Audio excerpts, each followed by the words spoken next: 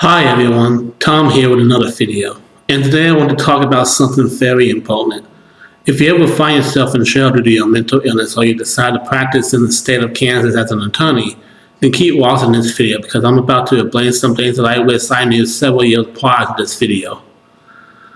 Now to start off with, Kansas doesn't have a basic insanity plea. There is more aligned to mental disease or defect, and to determine whether that person in question is a mentally ill person or not. This statute has been put into place for anyone who finds themselves committing a crime but not in the right mental state to fully be aware or know what they did was wrong. It is a defense that your lawyer or public defender might introduce in your case if they think you weren't in your right mind when you committed whatever offense you may have committed. Next, I can only really talk about the state of Kansas laws on the matter. I don't know the laws of any other state or country on this matter, so if you don't live in the state of Kansas or don't plan to travel to the state of Kansas, this may not apply to you. I would recommend you look up the laws in your country or state about this topic if you're curious or need to know some things. Now, should your lawyer decide to try to state that you are not guilty by lack of mental state or defect, then chances are you're going to a security state hospital to be evaluated, which is something they'll normally have to do within 90 days of you being admitted to the hospital. Now, depending on how bad your mental state is, you may first have to go through competency to even stand trial in the first place.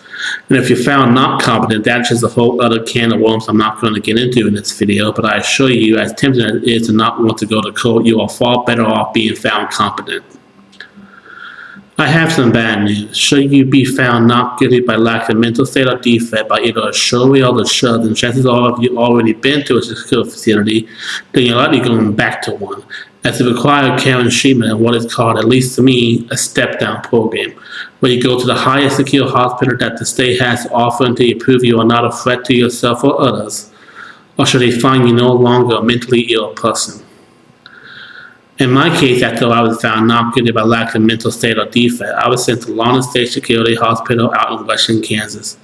I stayed there for a full year until the medical team there determined that I was safe enough to go to a less secure facility, in which case, after another hearing, they agreed to transfer me to Osawatomie State Hospital, which is a much less secure facility than Larned, but not exactly an open-door kind of policy. Now, should they find you not safe enough to go to a less secure facility, they'll simply recommend more treatment, and you'll likely stay there for another year before you can be evaluated again. So it's very important to take part in the program there. Take your meds, have good behavior, and prove to people that you are not a threat to anybody or even yourself. In my personal case, Osawatomie did an evaluation on me and determined that I could go into a nursing home. There was an option to try to get the coach to agree to send me directly home from there, but the medical staff was sure that I would have an easier time getting approved by the judge if I agreed to go to the nursing home in Topeka. So I went with their recommendation. I was transferred to Shawnee County, aka Topeka, Kansas, and came here to the countryside where I've been for 3 going on 4 years. Sometimes your stay can be shorter, other times it can be longer. It all depends on your unique situation.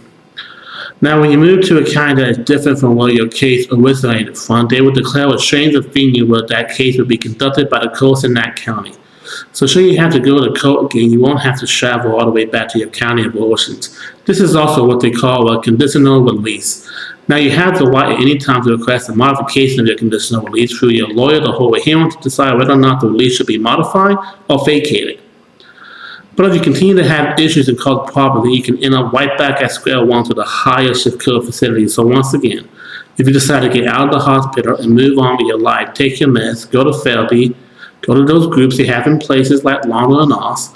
I know sometimes you'd rather just stay in bed, but you have to take action to ensure that you can get your life back, that you can live in peace and not be a threat to yourself or others. What I'm telling you today are things I wish I knew over 3 years ago.